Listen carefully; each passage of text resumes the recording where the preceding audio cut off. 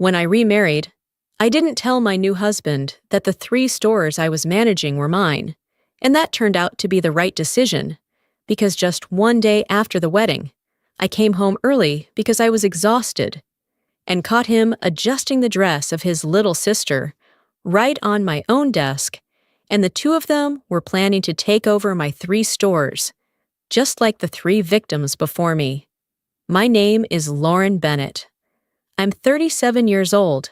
I own 3 independent women's clothing boutiques in the Portland, Oregon area. Not inherited, no investors, not a single dollar borrowed from the bank after the first store became profitable. Every bit of it is mine, completely mine, built from the pain of losing my husband, from sleepless nights, and from a dream I refused to let go of. My husband, Matthew, died of lung cancer when I had just turned 30. We were married for only 4 years. He passed suddenly, leaving me with the mortgage on a small house in suburban Beaverton, a $350,000 life insurance payout, and one last sentence I still remember clearly. "Lauren, do something that makes you proud, even if I'm not here anymore." I did. I sold the house and used every dollar of that insurance money to open my first store, Lauren's Closet, right there in Beaverton. It was a tiny space, barely 800 square feet. I painted the walls white myself, installed the wooden shelves myself, hung the lights myself, and handpicked the very first pieces from small suppliers in Los Angeles. In the beginning, I opened from 9 a.m. to 9 p.m., got home at midnight to do inventory, bookkeeping, product photos, and post on Facebook and Instagram, which I taught myself how to use. There were months when I lived on instant noodles and mixed salad just to save money for the next shipment. My first customers were mostly friends, neighbors, and people who felt sorry for a young widow trying to get back on her feet. I chose a very clear direction: clothes for real women. Women who work, who are mothers, who live busy lives, but still want to look good. No fast fashion. No cheap fabric that tears easily. I chose good materials, solid stitching, easy-to-style colors, and reasonable prices so customers could buy a full outfit without guilt. I wanted them to feel a little more confident on the days they wore my clothes. By the 3rd year, the store was making steady profit. I opened a second location in Lake Oswego, a wealthier area where customers were willing to spend on well-cut suits and soft silk dresses. I drove to pick up inventory myself, stood behind the counter myself, trained my first employees myself. In the 5th year, I opened a 3rd store in downtown Portland, right on the corner of Northwest 23rd Avenue, a location the landlord had rejected me for twice because he thought a young woman couldn't afford the rent. I proved him wrong with real revenue. By the time I turned 35, all 3 stores were fully mine. No bank debt, no other shareholders. After-tax profit was around $225,000 a year, enough for me to live comfortably, travel alone a few times a year, renovate my new house in the West Hills, and still put away a solid amount in savings. I was insanely proud. Every morning, my heart still raced, thinking about what I had built from nothing. But I was also lonely, deeply lonely. Every night, I came home to an empty house, cooked for one, watched Netflix alone, spent weekends helping out at the stores. All my friends had families and kids. I dated a few times, but nothing lasted. There was only work, numbers, and a long stretch of silence. And it was in that empty space that Nicholas walked into my life. When I attended a charity fundraiser at St. Mary's Church in West Portland, a small event to support orphan children with homemade baked goods, raffle tickets, and local music performances, I was standing at the ticket booth, smiling and greeting guests, holding a stack of blue tickets in my hand, my mind still on the new shipment of dresses arriving at the store the following week. Then Nicholas Grant appeared. He walked in with an air of confidence. Tall, neatly styled hair under the church's chandelier lights, wearing a light blue plaid shirt and dark jeans, looking like a successful man who had just stepped out of a magazine. He stopped in front of my booth and smiled warmly, his eyes crinkling in a friendly way. "Hello, I'm Nicholas Grant. Just moved here from San Francisco. I'll take 5 tickets." His voice was deep, with a soft California accent. I smiled back. "Hi, I'm Lauren Bennett. 5 tickets are $20. You just moved here? Portland welcomes you, but remember to bring an umbrella. The rain is unpredictable." We joked for a bit. Then he asked about the prizes, a local gift basket with Oregon wine and artisanal cheese. The conversation lasted longer than expected, and he told me he was 42, had been widowed 2 years earlier after a car accident, and was now looking for a quieter life in Portland. We grew close quickly after that evening. Nicholas called me 2 days later and invited me for coffee at a small cafe near Lake Oswego. He talked about himself smoothly. He had been a business consultant for tech startups in Silicon Valley, sold his company at a good price 3 years earlier, and now lived off stock investments and small real estate holdings. "I'm sort of semi-retired," he said, stirring his latte with a playful smile. "Life's short. You have to enjoy it." I nodded, feeling comfortable talking to him. A mature, steady man, unlike the younger guys I had met on dating apps. We became romantic within the first few weeks. Nicholas always knew how to surprise me. One afternoon, he showed up in front of my Beaverton store with a bouquet of white roses, my favorite color, which I had only mentioned once in passing. "Are you busy? I want to take you for a walk in the park nearby," he said, his eyes bright. We walked under rows of cherry trees in bloom, and he listened as I told him about the hard days after Matthew passed, praised my strength, and said he admired women like me, women who rebuilt their lives from ashes. When he asked about my work, I kept it vague. "I manage a few small clothing stores around here," I said, avoiding his gaze. I didn't tell him I owned 3 stores outright, debt-free, with steady revenue. Instead, I deliberately hid it. "Well, the business has a few other shareholders. I'm just the one handling daily operations, sales and staff management." I don't know why I lied like that. Maybe it was instinct from years of struggling alone, or simply a lesson learned from losing Matthew. Don't give anyone leverage too early. But deep inside, a small voice whispered, "Keep a little to yourself, Lauren. Don't open everything all at once." Nicholas nodded, looking genuinely interested. "Sounds good. I have experience in business consulting, so if you ever need help, just tell me." I smiled and changed the subject to the weekend trip he suggested. In the months that followed, we grew closer. Road trips along the Oregon coast, evenings cooking together at my place, him laughing out loud as I tried making homemade sushi for the first time. I thought I had found love again, a man who was understanding, romantic, and respectful of my independence. There were moments when I wondered if I was being too cautious by still hiding the truth. But every time that thought surfaced, another whisper rose inside me. Keep it quiet. Let him love you first. And so I continued playing the role of a devoted manager at a business with multiple shareholders, smiling at the right moments, staying silent when needed. 6 months after we first met, Nicholas proposed to me. It was a perfect afternoon on Cannon Beach, where the massive haystack rocks rose out of the gray sea, waves murmured at our feet, and salty ocean wind whipped against our faces. We walked barefoot on the wet sand, his hand gripping mine, and I felt the warmth from his palm spread through my cold skin. Nicholas stopped suddenly, turned to me with eyes sparkling in the late afternoon light, knelt on one knee in the sand, and pulled a tiny red velvet box from his jacket pocket. "Lauren, you are the most incredible woman I've ever met," he said, his voice trembling with what sounded like sincerity, or at least that's what I thought at the time. "You're strong, beautiful, and you've given me hope for a new life." Will you be my wife? Let's build a future together. The diamond ring glittered in the sun, a perfectly cut stone set on a delicate white gold band. My heart pounded.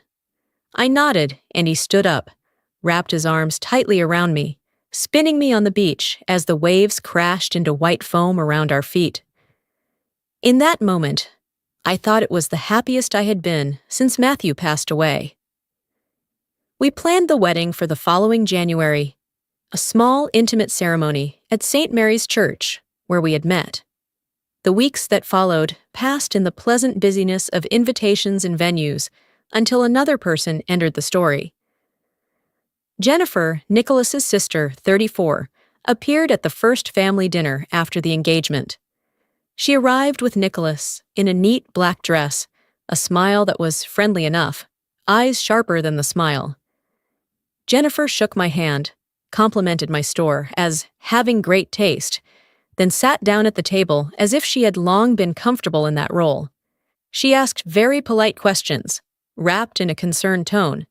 How many stores do you manage? What's the shareholder structure like? Do you have plans to protect your finances when you get married? Nicholas stayed quiet, sipping his wine, letting her speak. I answered the same way as before, vague, rounded. But this time there was a light, steady, irritating knock in my chest. Jennifer didn't beat around the bush. I think you two should talk about money early, she said, placing her knife and fork neatly together. Transparency makes marriages stronger, a prenup, for example. I looked at Nicholas, waiting for reassurance. He placed his hand over mine, his voice softening. Jennifer's just looking out for me, Lauren. But she has a point. We should do this properly. That night, when I got home, I stood in the kitchen longer than usual, watching my reflection in the glass, unease spreading like cold water. Not because of the prenup, but because of how they talked about it. Too early, too smooth, as if it had been rehearsed. The unease grew when Nicholas started asking privately. One Sunday morning, as we lay in bed, he stroked my hair and whispered, "Love, I think we should talk about our financial future. I don't want you to worry about anything, but with my experience, I could help you manage the stores better." In the end, I was the one who asked for a prenuptial agreement. Not because I feared loss, but because I needed to see the reaction. Nicholas agreed immediately, so quickly it surprised me. "I respect what you've built," he said. "We'll do it the way you feel safe." The meeting with his lawyer took place in a bright office that smelled of fresh coffee. The draft slid across the table. I read every line. When we reached the page about business assets, Nicholas's lawyer cleared his throat and proposed a new clause. After 5 years of marriage, business assets would be considered for sharing based on contribution. I looked up. "No," I said, my voice oddly calm. "The business is my separate property." Nicholas frowned slightly, then quickly recovered his smile and turned to the lawyer. "Remove that clause," he said. "Keep Lauren's asset protection intact." I signed. He signed. The pen hit the table with a dull sound. Everyone smiled, shook hands, offered congratulations. But as we left the office, inside the mirrored elevator, I saw Jennifer look at me through the reflection, a brief, sharp look, unsmiling. The wedding went ahead as planned, at St. Mary's Church, where everything had begun. The aisle was filled with white flowers and soft winter sunlight filtering through stained glass windows, casting shimmering patterns across the stone floor. I wore a simple white lace dress from my own store, held a bouquet of wild daisies, my heart racing as I walked in with my best friend as maid of honor. Nicholas stood there, handsome in a charcoal gray suit, smiling brightly, looking at me as if I were the only treasure in the world. We exchanged vows before the elderly priest, with about 50 guests, friends, my store employees, and his small family, including Jennifer in the front row, clapping enthusiastically while her eyes skimmed over me in a strange measuring way. "You'll always be mine," Nicholas whispered as he slipped the ring onto my finger, and I smiled, thinking I had finally found love again. Our honeymoon in Maui was a dream. We flew to Hawaii the next day, stayed at a small beachfront resort with private bungalows overlooking the deep blue ocean and white-capped waves crashing against black volcanic rocks. During the day, we went snorkeling, holding hands under the crystal-clear water, watching sea turtles glide past vibrant coral reefs. At night, we lay on lounge chairs on the balcony, listening to the waves murmur, Nicholas holding me from behind, whispering sweet words. My love, I've never been this happy. We'll build an empire together, won't we? I smiled and nodded, but inside, a flicker of something felt off. Why was he talking about an empire on our honeymoon? I pushed the thought away, enjoying the warmth of his body, the familiar scent of sandalwood on his skin, and the sound of our laughter echoing under a sky full of stars. But when we returned to Portland, reality began to seep in. Nicholas moved fully into my house in the West Hills, bringing a few boxes of personal belongings, business books, a laptop, and old photos of his family. At first, everything was fine, but gradually, he began to hint at my business constantly, like a quiet underground leak. One evening, as I was checking invoices in the living room, the warm yellow desk lamp casting light over the scattered paperwork, Nicholas sat down beside me, a glass of wine in his hand, stroking my shoulder. Love, I think your stores have huge potential. Why don't we expand to Seattle? I could invest, or help you find good investors. I looked up, forcing a smile. I'm content with the 3 stores I have. I don't want to take risks. But he didn't stop, his eyes bright with calculation. I just want to help you. With my consulting experience, we could double revenue in 2 years. The suggestions grew more frequent. Nicholas started talking about investing. You should diversify, stocks or small real estate. I have some great ideas. Or, let me manage part of the finances. You're already busy with the stores. I felt a wave of unease rising, like mild nausea, whenever he brought it up. But I told myself, maybe he's just being enthusiastic. Jennifer joined in too, calling weekly. Lauren, I have a great idea for your website. Let me help optimize the tech and boost online sales? Her voice was sweet, but I could hear a strange urgency beneath it. 3 months after the honeymoon, things escalated. One Saturday afternoon, I came home from a shift at the downtown store, exhausted, my legs aching from standing all day, the soft scent of vanilla from the candles filling the house. Nicholas was sitting at the kitchen table, laptop open, beside a strange man in a black suit, holding a pencil and taking notes. Love, this is Mr. Robert, a business valuation specialist.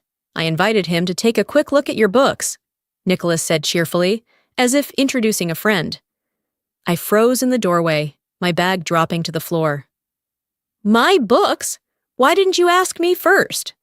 Nicholas stood up and put an arm around my shoulders. I just want to help. To see the real value of the stores, then we could borrow capital to expand. Mr. Robert nodded, his professional smile in place. It'll only take an hour, Mrs. Bennett. I shook my head, my voice firm. No, sorry, there's nothing to appraise. From that day on, the private calls increased. Nicholas took calls on the balcony, turning his back. Jennifer texted asking, Have you reconsidered? Every proposal wore a polite coat: efficiency, growth, protection. But underneath was a line they wanted me to cross: a signature, an access right, a single permission. I kept smiling, kept saying maybe later, kept the keys in my own pocket.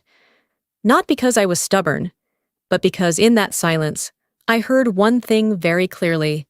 Someone was waiting for me to slip, and I had no intention of giving them the chance. One day, I suddenly came home early, turning into the driveway at nearly 3 p.m. Nicholas's silver sedan was already there. Strange. That morning, he had said he had client meetings all day and would be home late. I entered through the garage, set my bag down in the kitchen, and froze when I saw 2 wine glasses in the sink. We hadn't had wine the night before. I had been reviewing reports until nearly 11, while Nicholas watched part of some show and went to bed early. The house was quiet in an unfamiliar way. Then I heard laughter. A woman's laughter. It drifted from my office, the room Nicholas rarely went into because the chair hurt his back and the desk was too high for his frame. I walked down the hallway, slowly, the door ajar. The scene inside was frozen like a still frame. Nicholas was there, and Jennifer, the one always introduced as his sister. They were siblings, so what were they doing in my house? She was sitting with her back turned. My husband was sitting in my chair, one hand resting on her waist like an old habit, the other sliding inside her thin dress. She laughed softly, saying something about, "Once she signs, it's all done." And he replied in a whisper about power of attorney and splitting it later, followed by moans, satisfied sounds filling the room. I stood there for 5 seconds, just standing and watching, letting reality seep into every cell. Then I quietly took out my phone, opened the camera, pressed record, and held it toward the door. "You're sure this signature will look closer this time, right? The one in Oakland almost blew it because the pen strokes didn't match." Nicholas chuckled softly, his voice low and confident. "Relax. I've been practicing for a month. We'll submit the transfer papers for 30% of the shares first, then take the rest slowly. She still thinks I really love her. Give it a little more time. Once she fully trusts me, we'll move fast, like with the 2 victims before." Jennifer pressed closer. "And if she doesn't cooperate in time?" Nicholas shrugged, his hand still roaming her waist. "Then we divorce, still get half under Oregon law. But I prefer the old way, clean and quick." I stood there, blood congealing in my veins, without making a single sound. I recorded a few more minutes, long enough to capture the entire plan of forging signatures, filing transfer documents, and the cold words about pray. My heart was pounding, but my mind was eerily clear. I eased back into the hallway, stopped the recording, slipped my phone into my pocket, then quietly returned to the garage, got in my car, and drove away. Not a sound, not a confrontation, not letting them know I had heard everything. I drove around Portland for 2 hours, hands gripping the steering wheel, tears streaming, my mind spinning with what I had heard. Jennifer wasn't his sister, she was his mistress, his accomplice. They were having sex on my desk and planning to steal my assets like it was a game. I stopped at a small cafe, opened my phone, backed up the recording to the cloud, sent a copy to myself through encrypted email, then texted my lawyer Margaret, "I need to see you tomorrow, and we may need a private investigator too." That evening, after driving around Portland for 2 hours to calm myself down, I came home wearing the most normal face I could manage. Nicholas was sitting on the sofa, watching TV as if nothing had happened. Jennifer was already gone. He turned to me with that familiar smile. "Love, you're home so late?" I was worried. I forced a small smile, kept my voice steady. "Yeah, a meeting with suppliers ran long. I'm exhausted." The next morning, I got up early, made coffee, and went to work like any other day, but my mind wouldn't stop racing. I watched Nicholas more closely. The way he always asked about my schedule, the way he secretly checked his phone when he thought I wasn't looking, the way Jennifer called constantly, with that fake, sisterly tone. 2 weeks later, Margaret called me into her office, a dark wood room in downtown Portland, stacked high with files and smelling of old coffee. She slid a thick folder across the desk, her face grave. "Lauren, sit down. What I found, it's much worse than you think." The investigation results made my blood run cold. Nicholas Grant was not a widower or a successful business consultant at all. He had gone bankrupt twice, first in 2012 after failed stock investments, racking up hundreds of thousands in credit card debt. Again in 2019 when a fake consulting company was sued for defrauding clients. There was no company sold for a windfall, no smart investments, just debt and a history of dodging court appearances. Detective Mark dug deeper, Nicholas was a professional con artist, targeting widows who owned small businesses in California and Oregon, marrying them, and then stealing their assets through elaborate schemes. Jennifer was not his biological sister. She was his longtime mistress and main accomplice. They met through an online fraud group, where Nicholas taught her how to probe victims through intimate conversations and gather financial information. Jennifer always played the role of the concerned sister, but in reality, she was the detailed planner, monitoring emails, suggesting paperwork, even helping forge signatures using photo editing software. They had done this at least 3 times before me. The first victim was Patricia in Sacramento in 2015, a widow who owned a small chain of flower shops. Nicholas married her after just 4 months of dating, convinced her to sign over all her assets for love and investing in the future. She died 6 months later from medical complications, but Patricia's sister sued, accusing Nicholas of exploiting her illness, forcing her to sign documents when she wasn't lucid. The court dismissed the case due to lack of direct evidence. The second victim was Helen in San Jose in 2018, the owner of a well-known bakery. Helen was healthy, but she signed over her assets just 3 months after the wedding, then died from a fall down the stairs, a suspicious accident the police ruled as negligence. The third victim, in Oakland in 2020, survived, a woman named Lisa, the owner of a used bookstore. Lisa divorced Nicholas after discovering financial abuse, money transferred from joint accounts without consent, pressure to sign loans in her name. She told the detective he was always sweet at first, bringing flowers, cooking, but gradually he asked about money, records, and Jennifer was always there to help. Lisa lost nearly half her assets due to a weak prenup, but she was lucky to catch it early because of a strange invoice. But none of that was the worst part. The detective discovered that Nicholas had submitted documents with my forged signature to the Oregon Business Registry the week before, requesting the transfer of 30% of Lauren's closet shares into his name under the pretext of family business cooperation. The signature looked identical to mine, but Margaret analyzed it. The strokes slightly shaky, the ink laser printed instead of ballpoint like I usually use. "This is a crime, Lauren," Margaret said, her voice shaking with anger. "I've contacted the county police. We have evidence, the recording, his history, and the forged documents." I asked the only question left. "What do we do now?" Margaret closed the file. "Now we do exactly what they think you won't do," she said. "Lauren, I've contacted the FBI.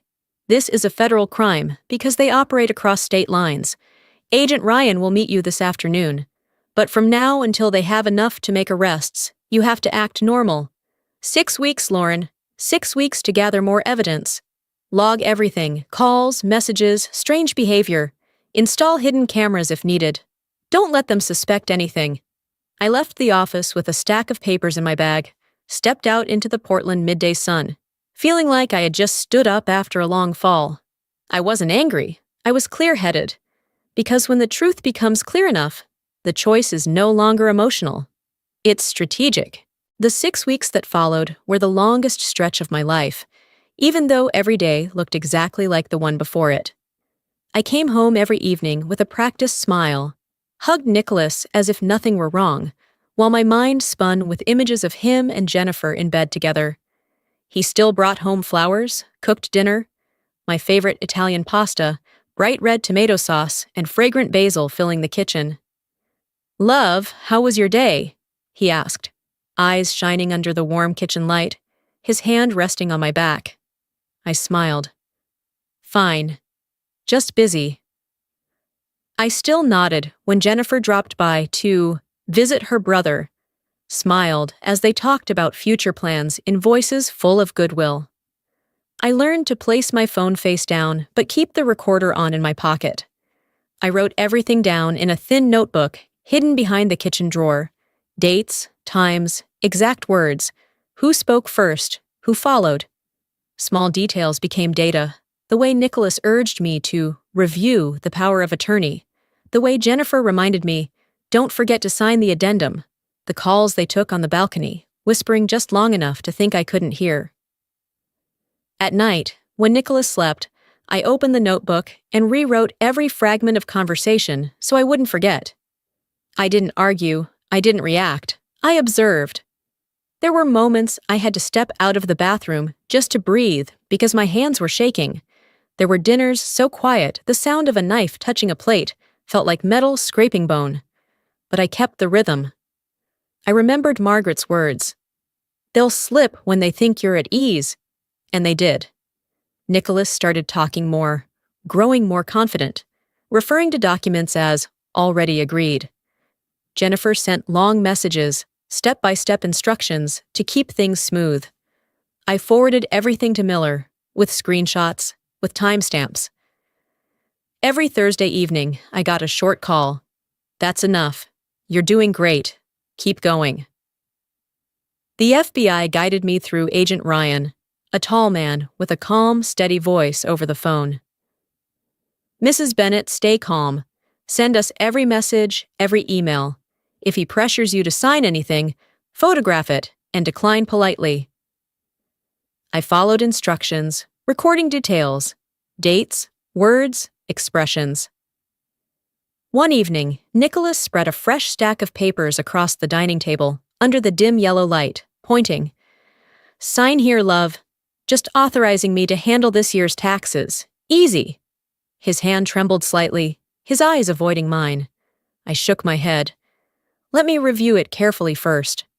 Then I sent the photos to the FBI, thinking, "They're rushing. They know time is running out." The 6 weeks dragged on like torture.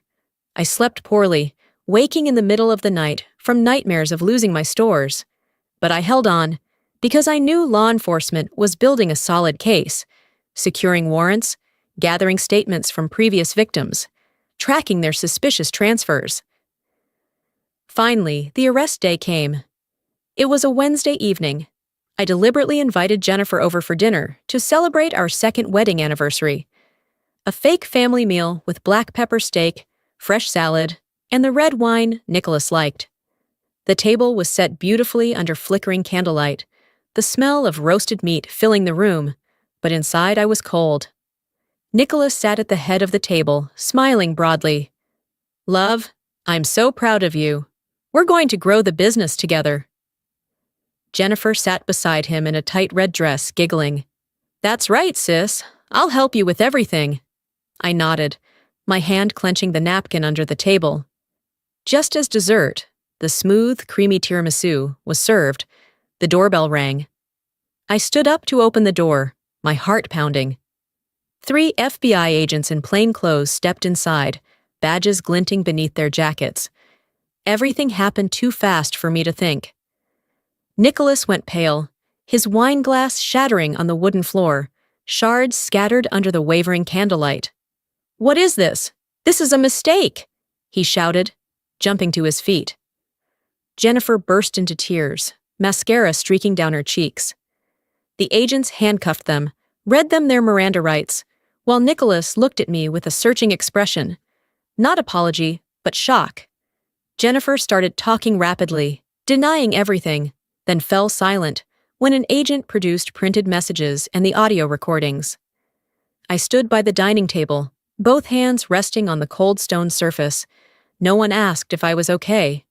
There was no need.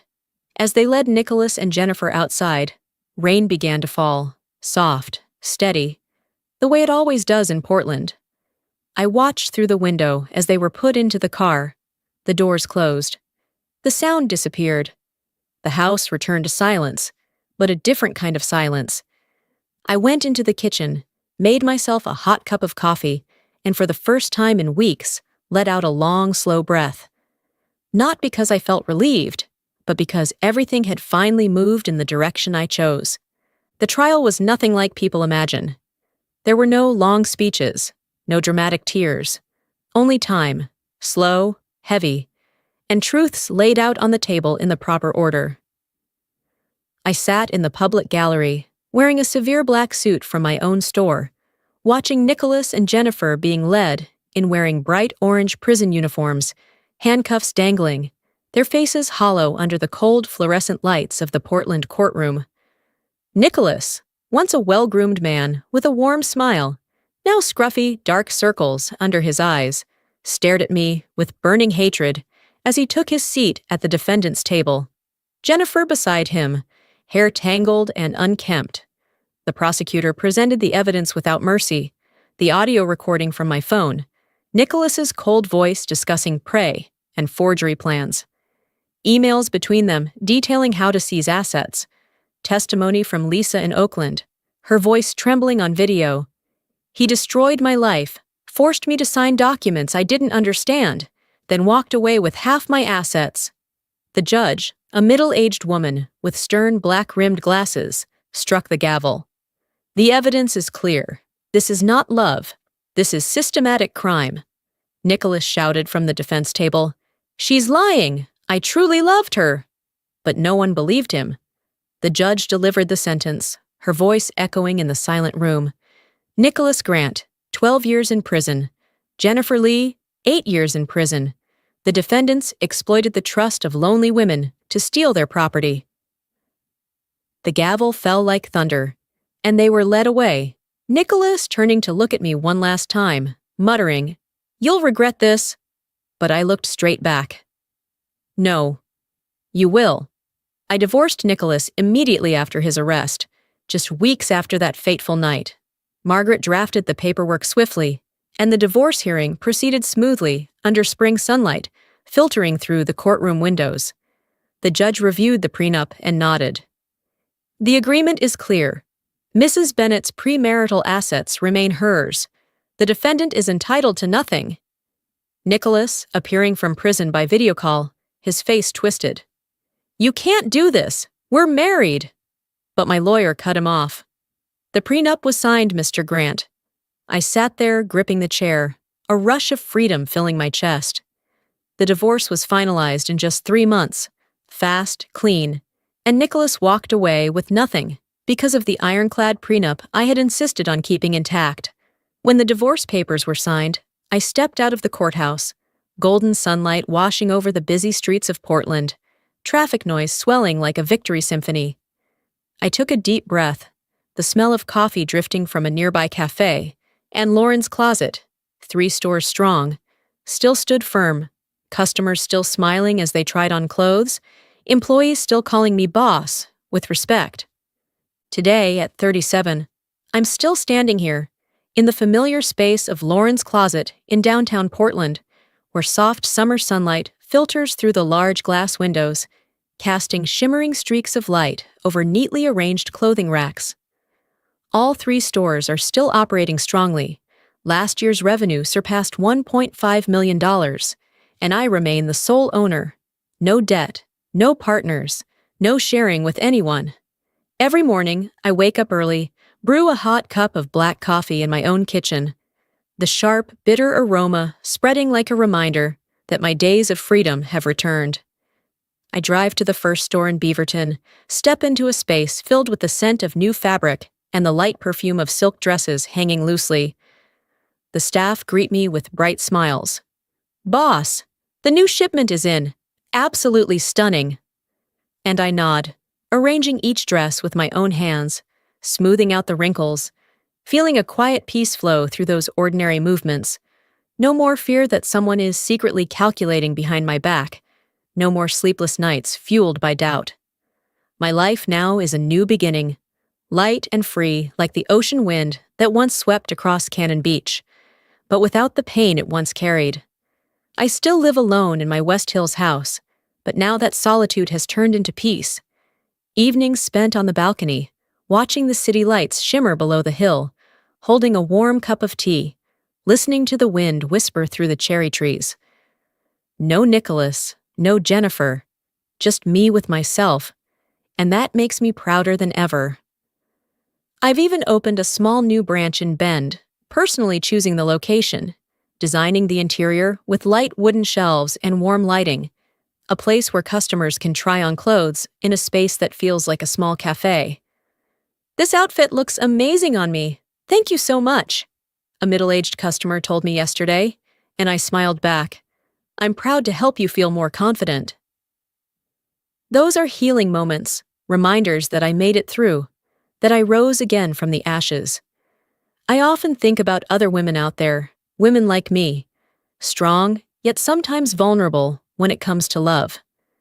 And I tell them, in conversations with friends or the women who work for me, trust your instincts.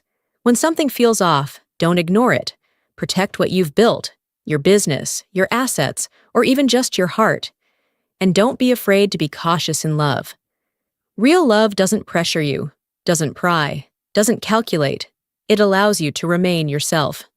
A young employee once asked me, "Lauren, why are you still single after everything?" I smiled, touching the simple diamond ring on my finger.